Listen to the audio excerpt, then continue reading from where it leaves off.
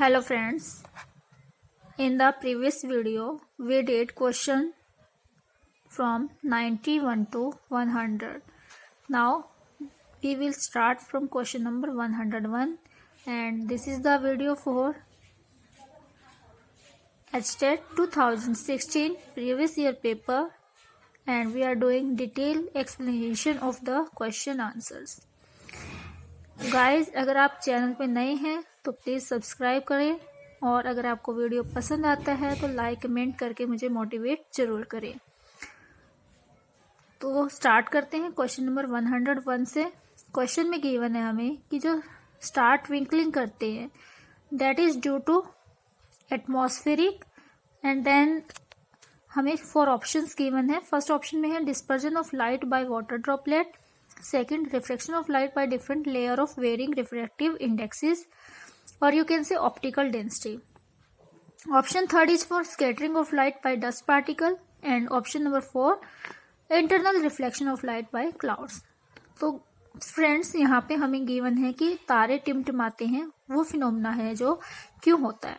तो तारों के टिमटिमाने की जो फिनोमेना है घटना है वो एटमॉस्फेरिक रिफ्रैक्शन ऑफ लाइट की वजह से होता है और ये जो एटमॉस्फेरिक रिफ्रैक्शन ऑफ लाइट है एयर की डिफरेंट लेयर्स की वजह से होता है, क्योंकि एयर्स की जो डिफरेंट लेयर होती है उनके रिफ्रैक्टिव इंडेक्सेस भी अलग अलग होते हैं। तो देखिए समझते हैं इस क्वेश्चन को थोड़ा सा। हमें पता है कि एयर्स की जो लेयर होती हैं, जैसे कि हम नीचे से ऊपर की तरफ जाते हैं तो हमें बहुत सारी लेयर्स में से होके जाना पड़ता है, जैसे कि स्ट्रेटोस्फेयर, मेजोस्फेयर, राइनोस्फेयर। तो इस तरीके की 4-5 लेयर्स हमारे अर्थ के एटमॉस्फेयर की होती है। तो हर एक लेयर पे ऑप्टिकल डेंसिटी वेरी करती है।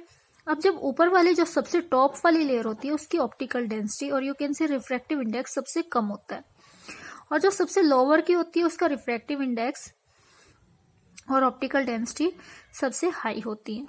जब आपकी स्टार से कोई रे आती है तो वो लोअर डेंसिटी के मीडियम से हायर डेंसिटी में एंटर करती जाती है एवरी टाइम, जैसे जैसे उसका लेयर चेंज होता है। और जब आप देखते हैं कि लोअर डेंसिटी मीडियम से हायर डेंसिटी मीडियम में जाता है तो लाइट रे बेंड कर जाती है टुवर्ड द नॉर्मल। इस तरीके से मान लीजिए लाइट आई थी, थोड़ा सा बेंड कर गई, फिर थोड़ा सा और बेंड कर गई, थोड़ा सा और बेंड करते इस तरीके से रे काफी बेंड कर जाती है। और जब लास्ट वाली रे को हम बैक ड्रॉ करके देखते हैं तो उसकी पोजीशन चेंज हो जाती है जो स्टार्टिंग में पोजीशन थी ऑब्जेक्ट की।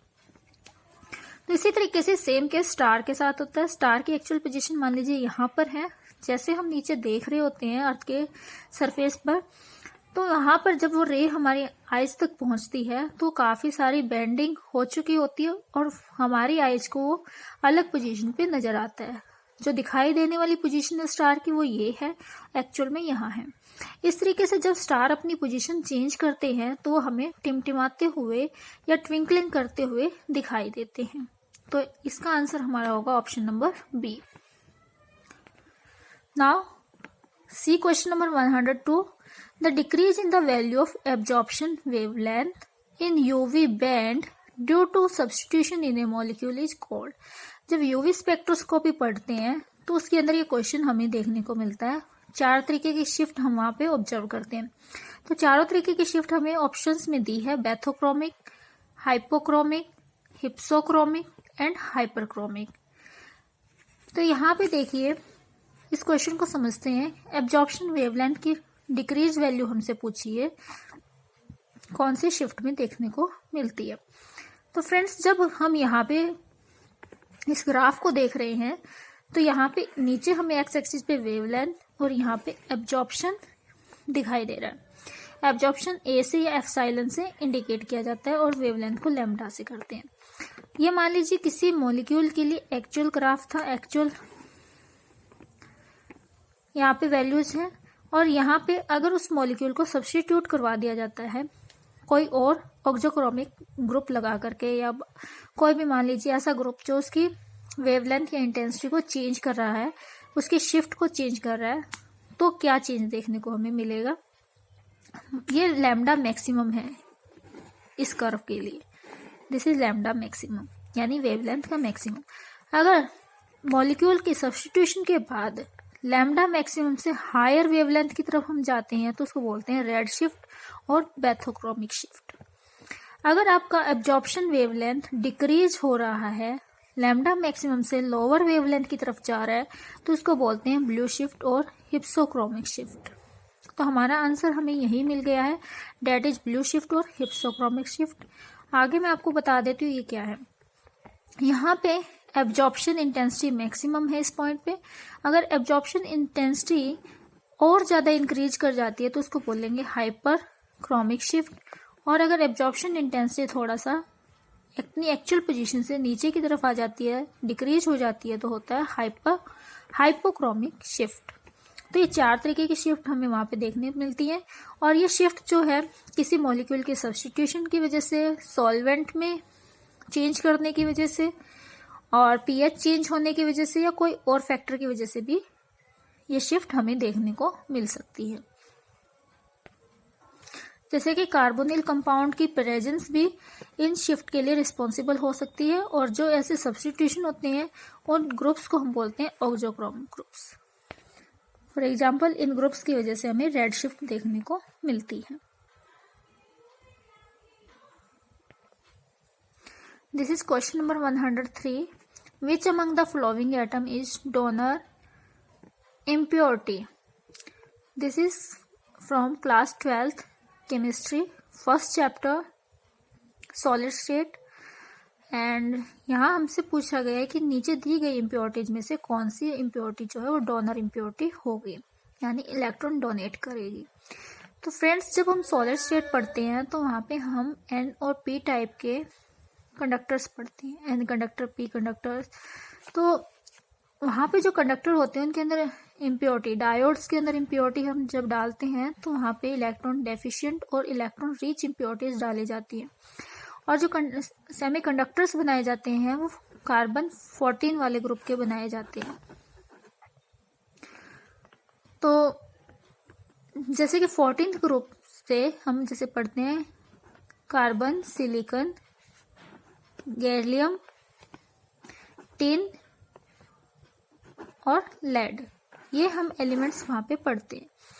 अब इन एलिमेंट्स के पास 14 ग्रुप में आने की वजह से 4 इलेक्ट्रॉन होते हैं और ये 4 ही पेयर बनाते हैं। लेकिन अगर आप इनके एक 14 ग्रुप वाले एलिमेंट को निकालकर 13 वाला डाल देंगे या 15 वाला डाल देंगे तो वहाँ पे अलग तरीके की इम्प्योरिटीज क्रिएट हो जाती है।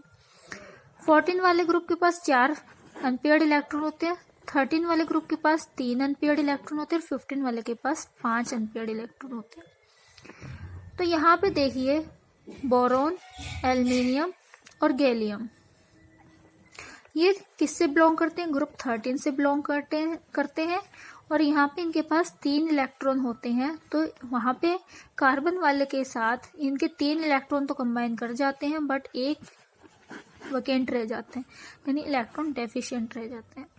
जबकि nitrogen, phosphorus, arsenic, antimony, bismuth, ये ग्रुप 15 से बिलोंग करते हैं। अगर इनकी इम्प्योरिटीज दी जाती है तो इनके पास 5 इलेक्ट्रॉन होने की वजह से 4 रिएक्ट कर जाते हैं और एक एक्स्ट्रा वहाँ पे बच जाता है, इसीलिए इनको हम डोनर इम्प्योरिटीज बोलते हैं। ये इलेक्ट्रॉन डोनर होते हैं और ग्रुप 13 वाले इलेक्ट्रॉन डेफिशिएंट होते हैं। तो यहाँ हमारे ऑप्शंस में ग्रुप 15 से हमें फास्फोरस गिवन है, तो हमारा राइट आंसर डोनर इम्प्योरिटीज के लिए फास्फोरस हो जाएगा। Next question number 104।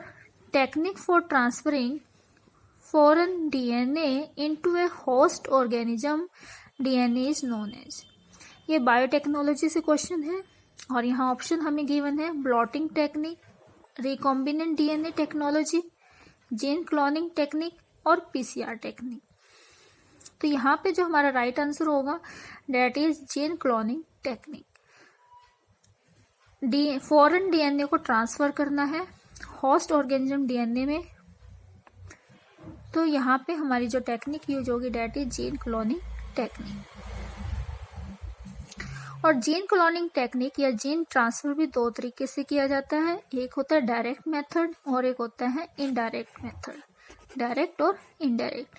इनडायरेक्ट में किसी वेक्टर की हेल्प ली जाती है, पहले वेक्टर में जीन ट्रांसफर किया जाता है, उसके बाद होस्ट में किया जाता है। इसलिए प्लांट ट्यूमर्स और वायरसेस, ये 2 टेक्निक यूज की जाती है फर्दर। और डायरेक्ट जीन ट्रांसफर में directly foreign DNA host DNA के अंदर ट्रांसफर कर दिया जाता है। इसके लिए heat stroke, electroporation, gene gun, micro injection वगैरह के ये 4 मेथड यूज किए जाते हैं। एंड फ्रेंड्स, ये ब्लॉटिंग टेक्निक जो होती है ये प्रोटीन्स को सेपरेट और आइडेंटिफाई करने के लिए यूज की जाती है। एंड रिकॉम्बिनेंट डीएनए टेक्नोलॉजी, ये वो टेक्नोलॉजी है जिसके अंदर एंजाइम्स का यूज करके हम डीएनए सीक्वेंस जो हमें जो चाहिए डीएनए सीक्वेंस एक्चुअल में, वो हम कट एंड पेस्ट करते हैं। एंड जो पीसीआर टेक्निक है जिसे हम पॉलीमरेज चेन रिएक्शन टेक्निक कहते हैं, ये एक लैब टेक्निक है। इसमें डीएनए की जो सीक्वेंस है उसको एम्पलीफाई वगैरह करने के लिए ये टेक्निक यूज की जाती है। फ्रेंड्स, इस क्वेश्चन का हमारा राइट आंसर है जीन क्लोनिंग टेक्निक, और इसको जीन डिलीवरी भी हम कहते हैं। नेक्स्ट है question number 105, formula of borax is. तो this is cramming based question and you should know the formula of borax, that is Na2B4O7 into 10H2O. This is called sodium borate. Options में से आप 10H2O वाला निकाल लेंगे, 2 sodium, 4 बोरो, 7 oxygen. और sometime इस फॉर्मूले को एक्चुअली ऐसे भी लिखा जाता है, तो आपको पता होना चाहिए कि इसके अंदर 2 सोडियम है, 4 बोरोन है और 7 ऑक्सीजन। कैसे है? 5 ये और ये OH का 4 है, तो यहाँ से 2 ऑक्सीजन निकाल लेंगे तो ये 7 बन जाएगा और यहाँ से 2 वाटर मॉलिक्यूल जनरेट हो जाएंगे। 8 ये है, तो 8 और 2 10 हो जाएंगे। तो दोनों ही तरीके से आपको ये फॉर्मूला पता होना चाहिए। नेक्स्ट है क्वेश्चन नंबर 106। यहाँ हमें एक सेल रिएक्शन दी है और इसमें से पूछा है कि जिंक से जिंक आयन बन रहे हैं, कॉपर से कॉपर आयन बन रहे हैं, और इसके अंदर हमें बताना है कि करेक्ट क्या है। Zinc undergoes reduction, copper ion undergo reduction, copper undergo oxidation, none of this. तो इस रिएक्शन के अंदर देखिए जिंक है जो जिंक आयन में कन्वर्ट हो रहा है, तो इसका मतलब इसका ऑक्सीडेशन हो रहा है। और कॉपर आयन कॉपर मॉलिक्यूल के अंदर कन्वर्ट हो रहा है, कॉपर एटम के अंदर कन्वर्ट हो रहा है, तो ये इसका रिडक्शन हो रहा है। तो जिंक का ऑक्सीडेशन एंड कॉपर आयन का रिडक्शन। तो देखिए जिंक का ऑक्सीडेशन गलत, कॉपर आयन का रिडक्शन सही, कॉपर अंडर का ऑक्सीडेशन गलत, नन ऑफ द अबव। तो हमारा राइट आंसर यहाँ से हो जाएगा ऑप्शन नंबर 3। तो कॉपर आयन 2 इलेक्ट्रॉन गेन करके कॉपर में कन्वर्ट हो रहा है, that is reduction, and zinc का यहाँ पे ऑक्सीडेशन होगा। Next question number 107, which of the following gases has highest value of critical temperature. तो नीचे हमें कुछ गैसेज दी हैं क्रिटिकल टेम्परेचर यानी क्रांतिक ताप, helium, oxygen, CO2 and H2। आइए इनके बारे में थोड़ा सा और डिटेल में जानते हैं। फ्रेंड्स देखिए, जिन वेपर्स के अंदर या जिन गैसेज के मॉलिक्यूल्स के अंदर जितने ज़्यादा स्ट्रॉन्ग इंटरमॉलिक्यूल फोर्सेज होंगे उनका लिक्विफिकेशन उतना ही ज़्यादा इजीली होगा, और इसी वजह से उनका जो क्रिटिकल टेम्परेचर होगा वो भी बहुत ज़्यादा हाई होगा। तो स्ट्रॉन्ग फोर्सेज का मतलब high critical temperature. For example यहाँ पे हीलियम के पार्टिकल हम देखते हैं, जैसे कि हीलियम के जो पार्टिकल हैं उनके बीच में इंटरमॉलिक्यूल फोर्सेज बहुत ज़्यादा कम होते हैं, और कम इंटरमॉलिक्यूल फोर्सेज होने की वजह से उनका लिक्विफिकेशन काफ़ी टाइम लेता है, उनके लिक्विफिकेशन होने में बहुत टाइम लगता है, और उसका क्रिटिकल टेम्परेचर भी जो है वो कम हो जाता है। जबकि जो यहाँ पे हाइड्रोजन, नाइट्रोजन, ऑक्सीजन, इनके बीच में जैसे जैसे हम इंक्रीज कर रहे हैं इंटरमॉलिक्यूल फोर्सेज ऑफ अट्रैक्शन बढ़ते जा रहे हैं, इनका लिक्विफिकेशन भी थोड़ा इजी होता जा रहा है और क्रिटिकल टेम्परेचर का वैल्यू भी बढ़ता जा रहा है। इसी तरीके से CO2, इसके मॉलिक्यूल के बीच में इंटरमॉलिक्यूल फोर्सेज बाकी सबसे क्या है, ज़्यादा है, जिससे इसका लिक्विफिकेशन बहुत इजीली हो जाता है और उसका क्रिटिकल टेम्परेचर जो इन सब के कंपैरिजन में हाईएस्ट हो जाता है। तो यहाँ पे हमारा राइट आंसर होगा कार्बन डाइऑक्साइड गैस। और क्रिटिकल टेम्परेचर क्या होता है वो भी हमें पता होना चाहिए। तो क्रिटिकल टेम्परेचर वो टेम्परेचर होता है जिसके ऊपर किसी गैस के वेपर्स लिक्विड में कन्वर्ट होते हैं और उससे ऊपर के टेम्परेचर पर नहीं होंगे। अगर उससे ऊपर का टेम्परेचर आप प्रोवाइड करेंगे तो वो बिल्कुल भी लिक्विफाइड नहीं होंगे, फिर चाहे हम कितना भी इसमें प्रेशर अप्लाई क्यों ना कर लें।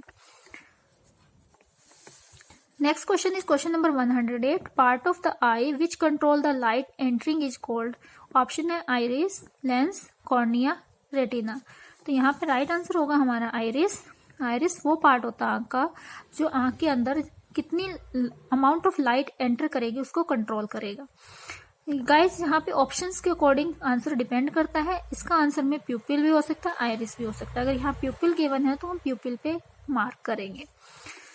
देखिए ये जो हमने पार्ट बनाया है इस सर्कल के अंदर, ये जो हमने लाइंस लगा करके कलर्ड पार्ट बनाया है इसको हम आइरिस बोलते हैं. और इस आइरिस के अंदर ये जो ब्लैक पोर्शन मैंने बनाया है ये प्यूपिल है. और इस सर्कल में जो मैंने जो लेयर बना के दिखाई है आपको, ये लेयर को हम बोलते हैं लिम्बस. और जो ये आंख का सफेद हिस्सा होता है इसको बोलते हैं सेक्लेरा. अगर इस तरीके से साइड व्यू देखेंगे तो यहाँ पे प्यूपिल के जस्ट पीछे क्या होता है, लेंस होता है आंख का.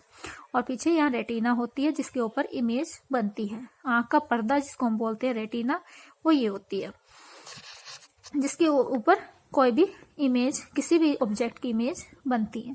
तो iris is the colored part of the eye that surround the pupil and it regulates the amount of light that enter the eye.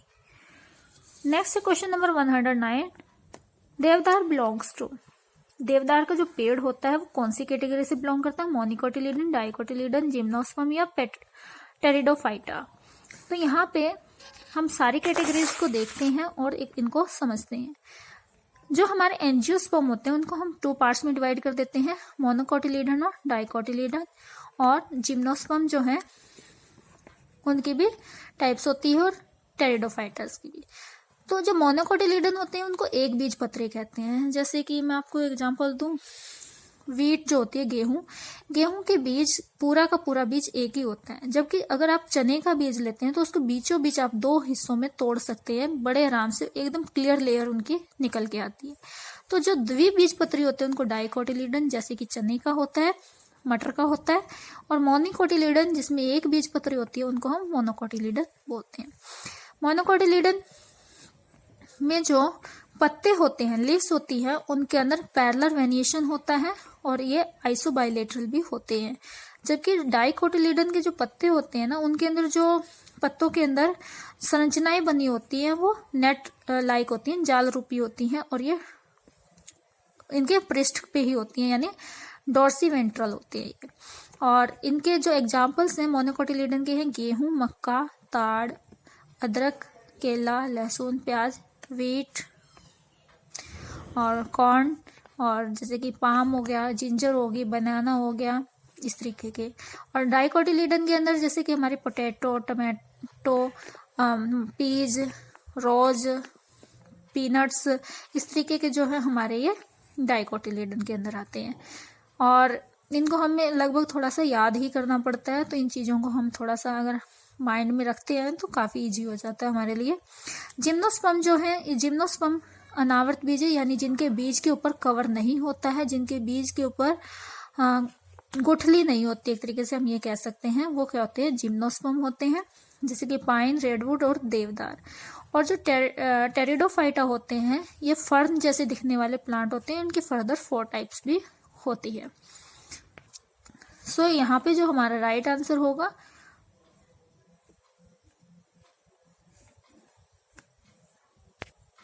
वो ऑप्शन नंबर 3 जिम्नोस्पर्म, यानी देवदार जो है वो जिम्नोस्पर्म से बिलोंग करता है. Palade particles is question number 110. Palade particle is another name of which of the following cell organelles. तो ऑप्शन 1 है लाइजोसोम्स, राइबोसोम्स, एंडोप्लाज्मिक रेटिकुलम और सेंट्रोसोम. तो यहाँ पे ये भी क्वेश्चन क्रैमिंग बेस्ड ही है कि प्लाडे पार्टिकल्स किसको कहा जाता है. तो प्लाडे पार्टिकल्स जो है वो राइबोसोम्स को कहा जाता है. तो ribosomes are the small microscopic ribonucleoprotein particle which occur in the cytoplasm either freely or attached to endoplasmic reticulum. They have been called as microsome और प्लाडे पार्टिकल. तो राइबोसोम्स को माइक्रोसोम्स और प्लाडे पार्टिकल के नाम से भी जाना जाता है. कुछ और टर्म्स जो अनदर नेम से जानी जाती है, जैसे लाइजोसोम्स को सुसाइड बैग कहते हैं और एंडोप्लाज्मिक रेटिकुलम को एर्गोस्टोप्लाज्मा कहते हैं और rough ER rough endoplasmic reticulum और स्मूथ एंडोप्लाज्मिक रेक्टिकुलम दो टाइप होती हैं इसकी। रफ वाले को सार्कोप्लाज्मिक रेक्टिकुलम भी कहा जाता है। सेंट्रोसोम को MTOC के नाम से भी जाना जाता है, जिसको माइक्रोट्यूबुल ऑर्गेनाइजिंग सेंटर कहते हैं। और न्यूक्लियोलस इसको राइबोसोम्स की फैक्ट्री भी कहा जाता है। Factory of ribosomes is nucleolus. Next है क्वेश्चन नंबर 111, गैस्ट्रिन। गैस्ट्रिन का हमें यहाँ पे फंक्शन बताना है क्या है। It inhibit gall bladder contraction, it inhibit gastric activity, stimulate gastric secretion, promote contraction of gall bladder. तो यहाँ पे जो गैस्ट्रिन है हमारे स्टमक में रिलीज होने वाला एक हार्मोन है, और ये क्या करता है, हमारी गैस्ट्रिक के जितने भी सिक्रेशंस हैं उनको स्टिमुलेट करता है। तो gastrin is a peptide hormone that stimulates secretion of gastric acid from gastric parietal cell and also stimulate the mucosal growth in the acid secreting part of the stomach। तो ये दो काम करता है, एक तो गैस्ट्रिक पेरिटियल सेल से gastric acid के सिक्रेशन को कंट्रोल करता है जैसे कि HCl एसिड, और दूसरा म्यूकस जो ग्रोथ होती है, जो एसिड्स की वजह से जो पेट की दीवारें जो स्टमक वॉल होती है वो खराब ना हो जाए, उसका ध्यान रखने वाली जो म्यूकस मेम्ब्रेन होती है उसकी ग्रोथ को भी ये स्टिमुलेट करवाती है। इस तरीके का कुछ यहाँ पे स्ट्रक्चर चलता है। और फोर्ड पार्टिकल में HCl मिलने से pH चेंज हो जाती है, और एसिडिक मीडियम से फिर अल्कलाइन मीडियम करने के लिए जब आप जाते हैं तो वो स्टिमुलेट करता है गैस्ट्रिक सिक्रेशन को by stomach G cell, and फिर ये पेरिटियल सेल को स्टिमुलेट करता है जो कि HCl के सिक्रेशन में हेल्प करती है। अगर HCl की pH 5 से 7 रहती है, 5 to 7, तो गैस्ट्रिक का जो सिक्रेशन है, गैस्ट्रिन सिक्रेशन मैक्सिमम होगा। अगर pH 2.5 तक रहती है तो गैस्ट्रिन का जो सिक्रेशन है वो 80% तक डिक्रीज हो जाता है, और pH अगर 1 रहती है तो गैस्ट्रिन जो है वो इनहिबिटेड हो जाता है, यानी इसका सिक्रेशन बिल्कुल ही रुक जाता है। Next is question number 112, when a light wave travel from air to water then which property remain unchanged. जब कोई लाइट रे एयर से वाटर में ट्रेवल करती है तो उसका रिफ्रैक्टिव इंडेक्स चेंज होता है। रिफ्रैक्टिव इंडेक्स चेंज होने की वजह से उसकी वेलोसिटी और स्पीड भी चेंज हो जाती है। तो फ्रेंड्स, जब हम ये देखते हैं कि रिफ्रैक्टिव इंडेक्स चेंज होने से वेलोसिटी चेंज हो रही है तो हमें यहाँ पे रिलेशन पढ़नी पड़ती है वेलोसिटी और फ्रीक्वेंसी के बीच में। Velocity is equal to lambda into frequency. तो यहाँ वेव वेलोसिटी होती है इस इक्वेशन के equal, wave velocity is equal to wavelength into frequency. अब जैसे कि मैंने कहा कि आप जब एक मीडियम से दूसरे मीडियम में जाते हैं उसका रिफ्रैक्टिव इंडेक्स चेंज होता है, वेलोसिटी चेंज होती है, और उस वेलोसिटी को चेंज को कंपनसेट करने के लिए वहां पे हमारा वेवलेंथ चेंज होना स्टार्ट हो जाता है। अगर ये डिक्रीज हो रहा है तो उसी के अकॉर्डिंग इसको इंक्रीज या डिक्रीज होना है, ये इंक्रीज हो रहा है तो उसी के अकॉर्डिंग इसको इंक्रीज या डिक्रीज होना है। तो इस तरीके से इसका जो इंक्रीज या डिक्रीज है उसको कॉम्पनसेट लैम्डा में चेंज करके किया जाता है, जबकि जो फ्रीक्वेंसी है वो अनचेंज रह जाती है। फ्रीक्वेंसी क्या है कि कितने साइकिल एक सेकेंड में एक पर्टिकुलर पॉइंट से पास आउट होंगे, तो वो नंबर ऑफ साइकिल आपके कांस्टेंट रह जाते हैं। तो वो टर्म यही है जो लाइट के एक मीडियम से दूसरे मीडियम पे जाने पर अनचेंज रहती है, डेट इज फ्रीक्वेंसी।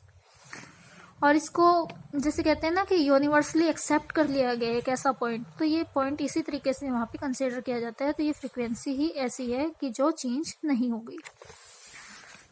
नेक्स्ट है question number 113, plasmolysis in plant cell occurs due to. Plant cell के अंदर प्लाज्मोलिसिस क्यों होता है? तो ये होता है एक्जोस्मोसिस के कारण।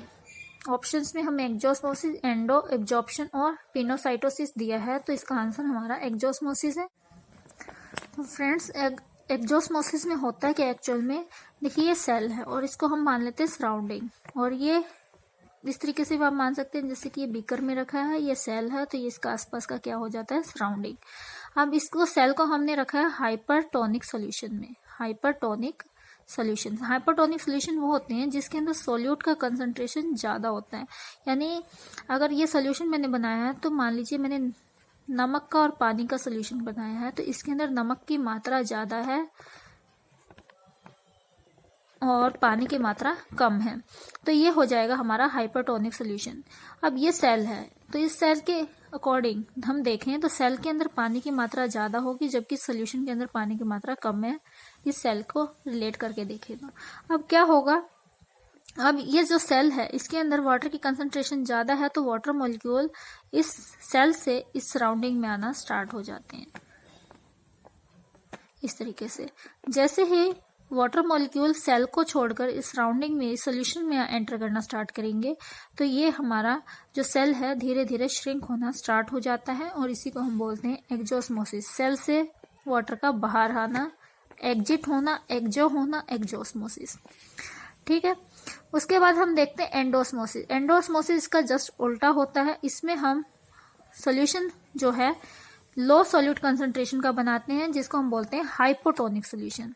अगर सॉल्यूट की कंसंट्रेशन ज़्यादा है तो हाइपरटोनिक और सॉल्यूट की मात्रा कम है तो हाइपोटोनिक। दोनों नाम थोड़े कंफ्यूजिंग है तो ध्यान रखें।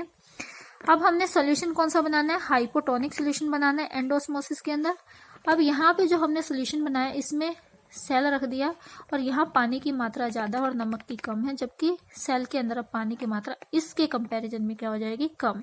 तो अब जो वाटर है वो सराउंडिंग से सेल के अंदर एंटर करना स्टार्ट कर देगा, अंदर की तरफ जाएगा, एंडोस्मोसिस हो जाएगा। सेल जो है, जो ये सेल है, कोशिका जो है ये फूलनी शुरू हो जाएगी, सेल स्वेलिंग करेगा, and that is endosmosis. Then absorption. Absorption तो कोई एटम, आयन, मॉलिक्यूल किसी सब्सटेंस के अंदर एब्जॉर्ब हो जाए, किसी सरफेस पे एब्जॉर्ब हो जाए तो उसको एब्जॉर्प्शन बोलते हैं। और पिनोसाइटोसिस एक ऐसा प्रोसेस होता है जिसके अंदर कोई लिक्विड ड्रॉपलेट या फैट ड्रॉपलेट जो है लिविंग सेल के अंदर इंजेस्ट हो जाती है, तो ये एंडोसाइटोसिस का एक टाइप है।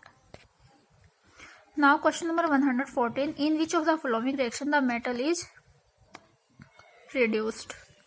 तो ये हमें 4 रिएक्शन दिए हैं, यहाँ पे हमें बताना है कि इसमें मेटल का रिडक्शन हो रहा है, मेटल रिड्यूस हो रहा है। तो सबसे पहले हमें इनकी ऑक्सीडेशन स्टेट कैलकुलेट करनी होगी। हॉप्सो ऑक्सीडेशन स्टेट आपको कैलकुलेट करनी आती है, क्योंकि मैंने प्रीवियस से जो पहले बहुत सारे पेपर सॉल्व करवा रखे हैं उनमें समझा भी रखा है कि ऑक्सीडेशन स्टेट कैसे कैलकुलेट करनी है। फिर भी मैं आपको यहाँ पे बता देती हूँ। जैसे कि यहाँ पे हमें पता है साइनाइड के ऊपर -1 चार्ज होता है, तो -1 को 4 से मल्टीप्लाई करेंगे, -4। आयरन का हम x कंसीडर कर लेंगे, x -4, और जो चार्ज इसके ऊपर है वो -4 हो जाएगा। -4 को इधर लेके आएंगे तो +4, -4 + 4 0 हो जाएगा। तो यहाँ आयरन के ऊपर जो चार्ज है नेट 0 हो जाएगा, जबकि जब यहाँ हम कैलकुलेट करेंगे तो ये +3 आएगा। तो 0 से +3 में जा रहा है, मतलब ऑक्सीडेशन हो रहा है, तो ये हमारा रॉन्ग हो जाएगा। इसी तरीके से सेकंड रिएक्शन के अंदर जब हम मैंगनीज का कैलकुलेट करेंगे +7 आएगा, और इस केस में मैंगनीज का +4 आएगा। तो +7 से +4 हो रहा है, मतलब एडिशन ऑफ इलेक्ट्रॉन हो रहा है, रिडक्शन हो रहा है। तो हमारा आंसर ऑप्शन नंबर 2 यहीं पे हमें मिल जाएगा। इसी तरीके से बाकी भी हम कैलकुलेट करके देखेंगे तो यहाँ +6 +7 आएगा, तो ये ऑक्सीडेशन है। और यहाँ पे क्रोमियम के लिए कैलकुलेट करेंगे तो ये +6 और +6 नो चेंज हो रहा है। तो इस तरीके से यहाँ हमें पता चल जाएगा कि हमारा एक्चुअल आंसर क्या है।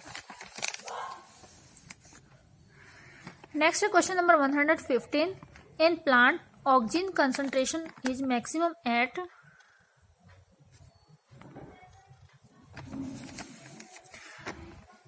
Growing apex, only in xylem and phloem, in leaves और ऑल द अबव। तो देखिए जो ऑक्सीजन है ये एक प्लांट हार्मोन है, इसकी कंसंट्रेशन पूछिए हमें कहाँ पे ज्यादा होगी। जो ऑक्सीजन हार्मोन होता है प्लांट की ग्रोथ के लिए रिस्पॉन्सिबल होता है, और ग्रोथ जो है वो एपेक्स से स्टार्ट होती है। तो यहाँ पे ग्रोइंग एपेक्स के अंदर ऑक्सीजन की कंसंट्रेशन सबसे ज्यादा पाई जाती है। Oxygen control almost every aspect of plant development and it is necessary for development. It is indole acetic acid. इसका जो ऑक्सीजन का कंप्लीट नेम है इसको हम IAA इंडोल एसिटिक एसिड भी कहते हैं। और this appear highest in meristems located at the tip of the root और at the shoots. Next question number 116, binding energy per nucleon is maximum in। Per nucleon binding energy किसमें सबसे maximum होगी, तो ये हमें ग्राफ से physics का question है। ये 11th-12th की फिजिक्स के अंदर ये आपको पढ़ने को मिलेगा।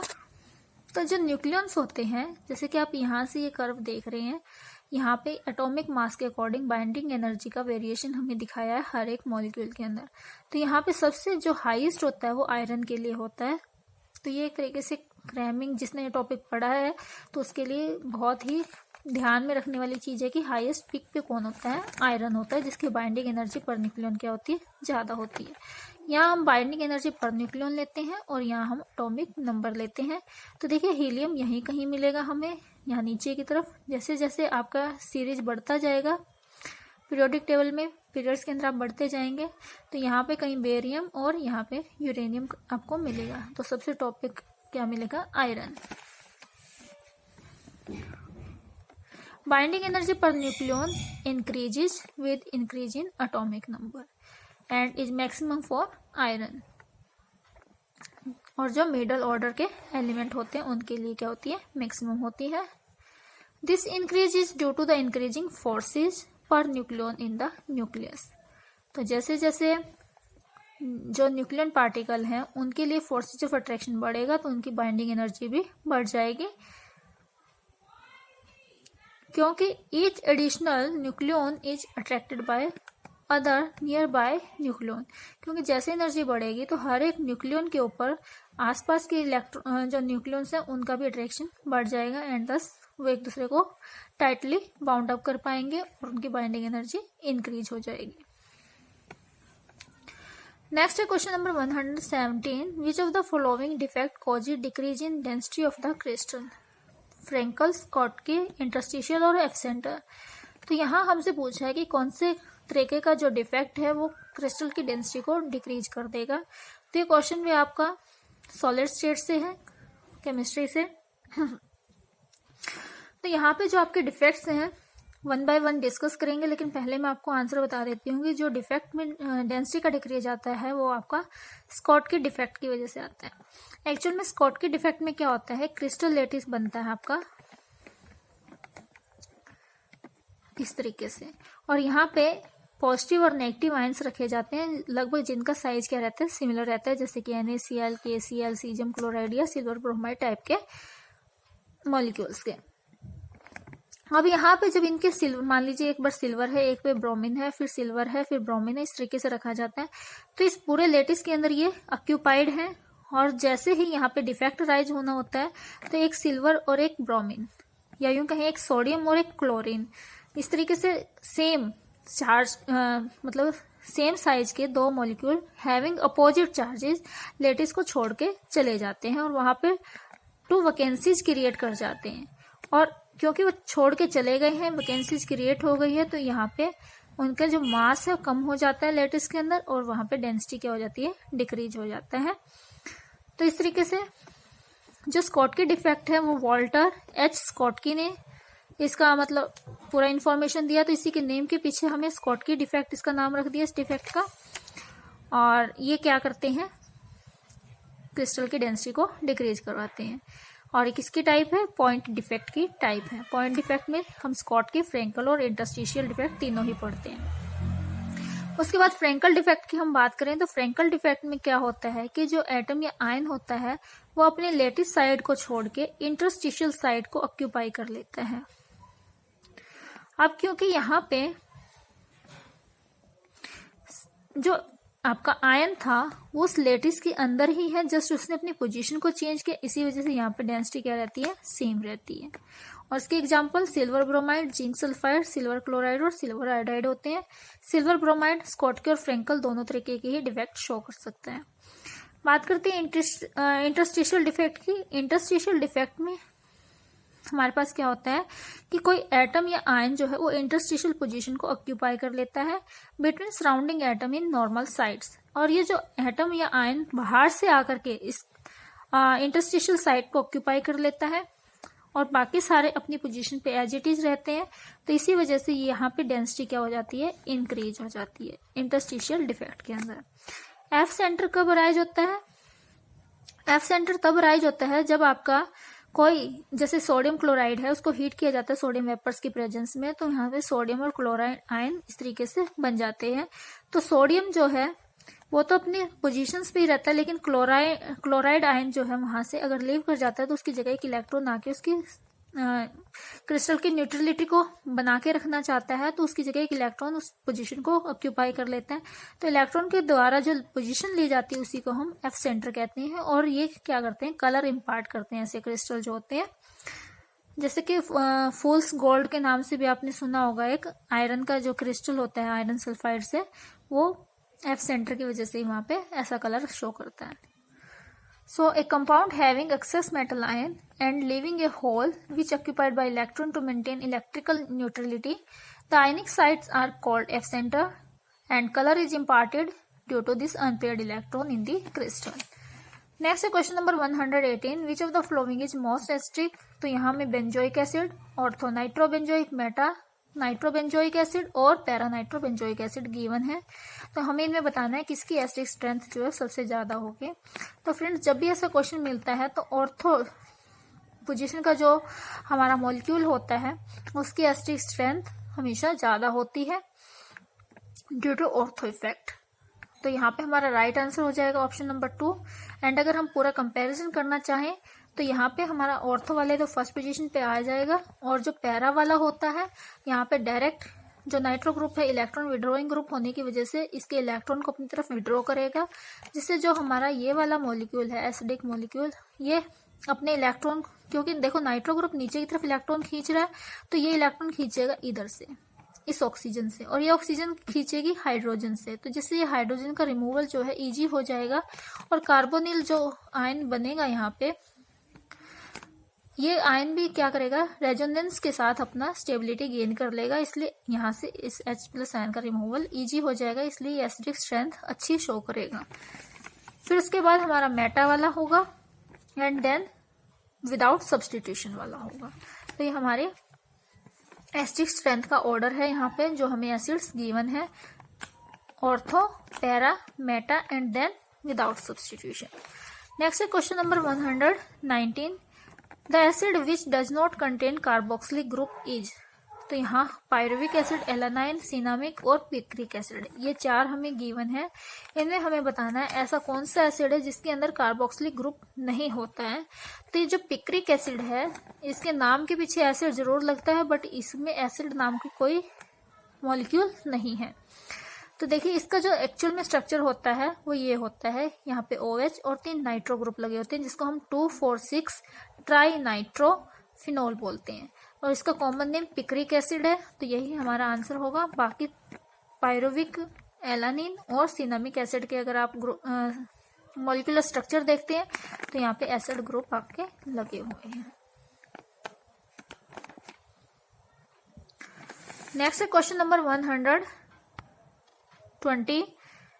Magnetic permeability of which substance is maximum, diamagnetic, paramagnetic, ferromagnetic और ऑल द अबव। तो जो मैग्नेटिक परमेबिलिटी है, चुंबकीय पारगम्यता है, ये फेरोमैग्नेटिक सब्सटेंस की सबसे ज्यादा होती है। एक्चुअल में इनके अंदर होता क्या है कि फेरोमैग्नेटिक सब्सटेंस वो सब्सटेंस होते हैं जिनके अंदर अगर एक बार आपने मैग्नेटिक फील्ड में इनको रख दिया तो ये काफी वहां पे पॉजिटिव ससेप्टिबिलिटी शो करते हैं, और उस एक्सटर्नल मैग्नेटिक फील्ड को हटाने के बाद भी इनके अंदर कुछ ना कुछ मैग्नेटिक फील्ड की अट्रैक्शन बनी रहती है। मैग्नेटिक प्रॉपर्टीज को ये शो करते रहते हैं। तो ferromagnetic substance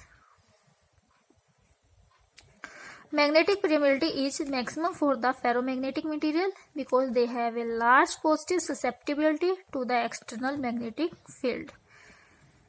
They show a very strong attraction to the magnetic field, and also when the external magnetic field is removed, they can retain their magnetic properties. And अगर हम बात करें डायामैग्नेटिक की, तो डायामैग्नेटिक सब्सटेंस वो होते हैं जो मैग्नेटिक फील्ड को रिपेल करते हैं। पैरामैग्नेटिक वो होते हैं जो मैग्नेटिक फील्ड को अट्रैक्ट तो करते हैं, बट अगर आपने मैग्नेटिक फील्ड को हटा दिया तो इनकी मैग्नेटिक परमेबिलिटी साथ के साथ चली जाती है। तो हमारा यहाँ पे राइट आंसर होगा ऑप्शन नंबर 3, फेरोमैग्नेटिक सब्सटेंसेस। तो यहाँ पे हमारा 2016 का क्वेश्चन पेपर कंप्लीट होता है, साइंस सेक्शन वाला। और गाइज, अगर आपको वीडियो पसंद आ रहा है तो प्लीज लाइक शेयर जरूर करें एंड चैनल को सब्सक्राइब करना ना भूलें। Thanks for watching this video. I hope this will be very useful for you. Thank you.